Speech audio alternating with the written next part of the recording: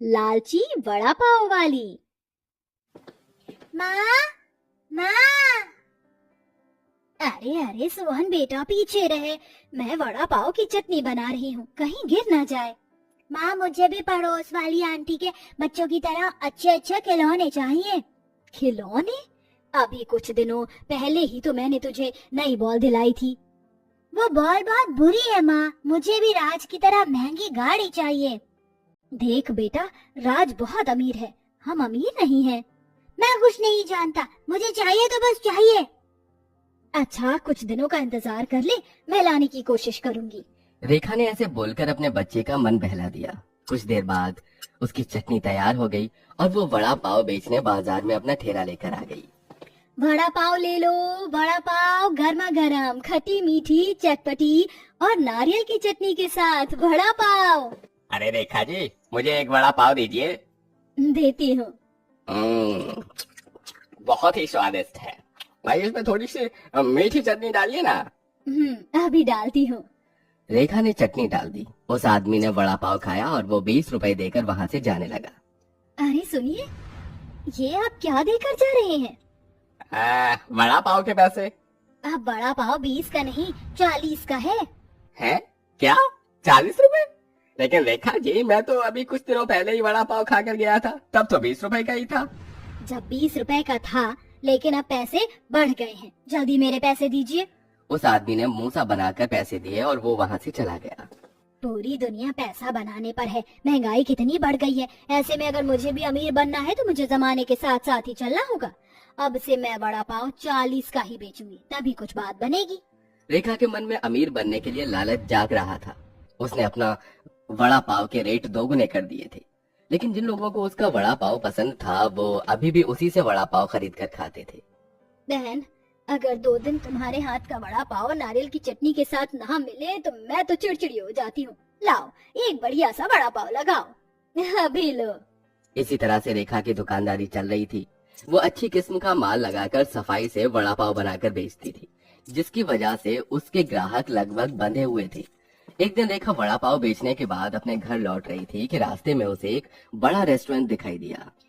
कितना बड़ा रेस्टोरेंट है, इसे चलाने वाला भी कितना ज्यादा और अमीर होगा ना।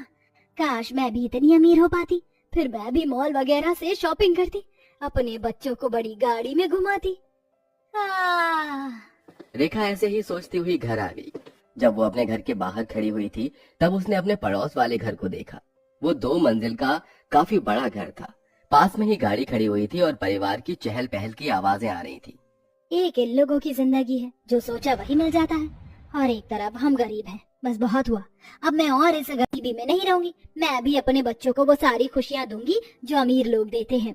उन्हें अच्छा खिलाऊंगी, अच्छा पहनाऊंगी। रेखा के मन में न जाने क्या चल रहा था। यही सब कुछ सोचते हुए वो अपने घर के अंदर आई, जहाँ उसका पति और बच्चे उसका इंतजार कर रहे थे। अरे रेखा, आज आने में देर हो गई। लेकिन कमाई क्या हुई? वही 100 या 200 की बचत। ऐसा मत कहो रेखा, 100 या 200 में भी हमारा गुजारा हो रहा है, तो और क्या चाहिए।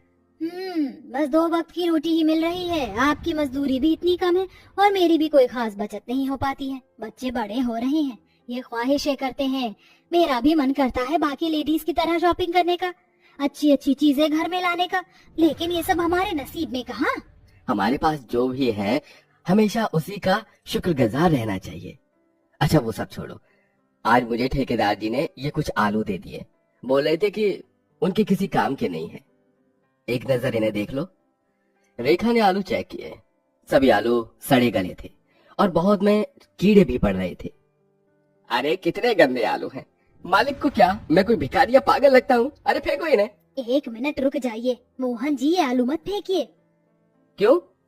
मैं इन आलूओं को वड़ा पाव का भरता बनाने में इस्तेमाल कर सकती हूँ। इनका? रेखा, कहाँ दिमाग है तुम्हारा? ये चीज तो खराब है और तुम तो नट जैसी चीजों का इस्तेमाल करती थी। जानती हूँ, लेकिन मोहन जी मैंने जान लिया है, ईमानदारी से काम करते रहने से कोई कामयाबी नहीं मिलती है। सुबह से शाम तक ना जाने कितने ग्राहक आते हैं, लेकिन बचत नहीं होती। इसकी वजह है क्योंकि हम कुछ ज्यादा ही अच्छा माल लगाते हैं। पता है, ये बड़े बड़े रेस्टोरेंट वगैरह जो होते हैं ना, ये ऐसी ही चीजें लगाते हैं जिसकी वजह से इन्हें मुनाफा ज्यादा होता है। देखा, ये तुम कैसी बातें कर रही हो? वो लोग नियत के साफ नहीं होते हैं जो ऐसा करते हैं। तुम चाहती हो कि तुम्हारा चलता हुआ काम ठप हो जाए? मुझे मत सिखाइए मोहन जी, मैं अब इस गरीबी से तंग आ गई हूँ। मैं ना अपने बच्चों की कोई फरमाइश पूरी कर पाती हूँ, ना ही अपनी। लेकिन अब ऐसा नहीं होगा, मैं वही करूँगी जो मेरे मन में आएगा। मोहन ने रेखा को बहुत समझाने की कोशिश की, लेकिन वो नहीं मानी। उसने उन्हीं सड़े हुए आलूओं से भरता बनाया और साथ ही उसने बेसन चटनी के लिए टमाटर वगैरह भी सभी घटिया किस्म के खरीदे। अरे वाह, इतने सारे वड़ा पाव का सामान पहले के मुकाबले आधे से भी कम दाम में आ गया। रेखा बहुत खुश हो रही थी। उसने अपने पुराने दामों पर ही लोगों को घटिया किस्म के वड़ा पाव बेचे। उसके ठेले पर उसकी पड़ोसन भी आई। कैसा चल रहा है सब कुछ रेखा जी? अरे रजनी जी, आप सब अच्छा ही है। चलो अच्छा है, आज तो मेरे बच्चे वड़ा पाव खाने की जिद कर रहे थे तो सोचा कि आपसे ही लेती चलो। वैसे मैं अपने बच्चों को ऐसे स्ट्रीट से खरीद कर कुछ भी नहीं दिलाती हूँ, पर आप तो अपनी ही हैं। सही कहा। वैसे आप कहाँ से लौट रही हैं? क्या? हाँ, वो मैं ना आज शॉपिंग पर निकली थी, मेरे पति भी साथ थे। जानती हैं रेखा जी, उन्होंने मुझे एक सोने का हार दिलवाया और साथ में डायमंड रिंग भी। आज तो मैं बहुत खुश हूँ। अच्छा, इसे तो मैं बहुत ही बेकार वड़ा पाव बनाकर दूंगी। ये लीजिए आपके 2 वड़ा पाव। थैंक्स। रजनी रेखा को जलाती हुई चली गई, लेकिन आज रेखा का मूड ज्यादा खराब नहीं हुआ था, क्योंकि मिलावटी करने के बाद उसे पूरे दिन का मुनाफा मिल चुका था। एक दिन मैं इस रजनी को पीछे छोड़ दूंगी। रेखा पूरे दिन वड़ा पाव बेचकर घर लौट आई। आज उसे बहुत ही अच्छी बचत हुई थी, तो उन सभी ने आज अच्छा खाना खाया। अरे वाह, थोड़ा सा दिमाग चला लेने से आज कितना अच्छा खाना मिल रहा है। रेखा, लेकिन भूलना मत कि लालच बुरी बला है।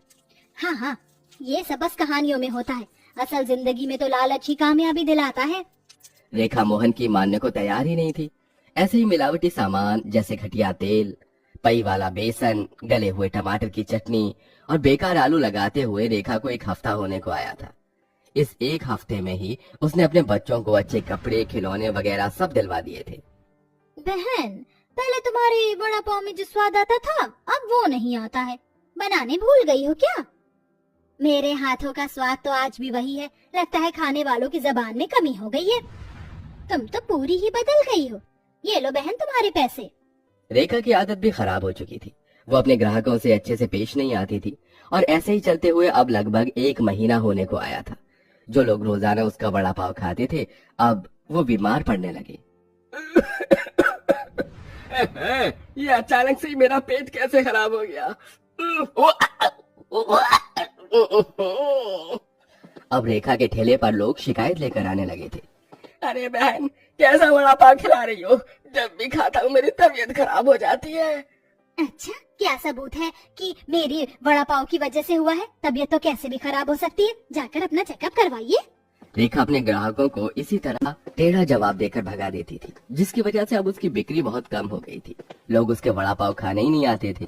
अरे यार देख वड़ा पाव, चल खरीदते हैं। नहीं, यहाँ से मत लेना। जानती मेरी दादी माँ बता रही थी ये कोई खतरनाक चीज की मिलावट करती है। इसके आगे वड़ा पाव खाकर सभी की तबीयत खराब हो जाती है। क्या सच? तब तो चल हम कहीं और से लेकर कुछ खाएंगे। अब रेखा के ग्राहक इसी तरह से जाने लगे थे। अब ना उसके बड़ा पाव में वो पुराना स्वाद था और ना ही अच्छा सामान। दिन में अगर एक ग्राहक भी आ जाता था तो वो भी फिर कभी नहीं आता था दोबारा। लगातार ऐसा ही चलने से रेखा परेशान हो गई। उसे अपनी गलती भी महसूस हो रही थी, लेकिन वो उसे मानने को तैयार नहीं थी। एक दिन वो अपने पति से बोली, अजी मैं कोई दूसरा काम करूंगी। ना जाने किसकी नजर लग गई मेरे काम को, कोई ग्राहक ही नहीं आता है। अरे नजर नहीं लगी, लालच खा गया। मैंने तुम्हें कितना रोका था रेखा कि लालच मत करो, लेकिन तुम नहीं मानी और तुमने अपने हाथों से अपने ही पैर पर कुल्हाड़ी मार ली। तुमने अपना चलता हुआ काम खुद ही ठप कर दिया। जानती हो, कामयाबी मेहनत से मिलती है, लालच से नहीं। तभी तो कहते हैं कि लालच बुरी बला है। अपने पति की बात सुनकर रेखा सिर पकड़कर बैठ गई। अब उसे अपनी गलती महसूस हो गई थी। उसने आगे से फिर कभी लालच न करने की कसम खाई और वापस से अच्छी किस्म का सामान लगाकर ही उसने काम को दोबारा शुरू किया। धीरे धीरे अब उसके स्वाद से ग्राहक लौटने लगे और अब सब कुछ ठीक होता जा रहा था।